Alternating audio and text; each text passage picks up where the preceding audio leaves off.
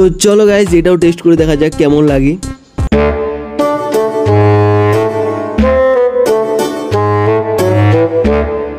এরপর গাইজ আমি প্রচুর ছুটে দৌড়ে আলা হয়ে গিয়েছিলাম, তাই বসে গেলাম এই গাছের তলায়।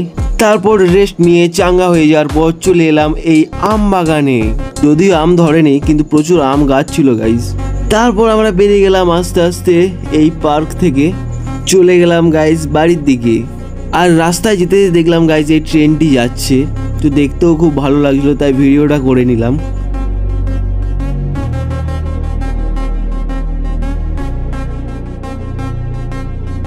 এরপর গাইজ আমরা রোডের স্টেশনের বাইপাস হয়ে চলে গেলাম বাড়ির দিকে।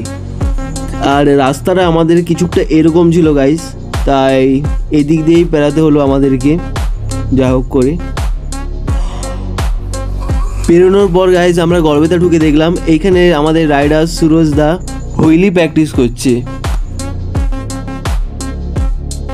তো গাইজ এতদিনই ছিল আজকের আমাদের ভ্লগ। তো ভালো লাগে লাইক কমেন্ট শেয়ার অবশ্যই করবে।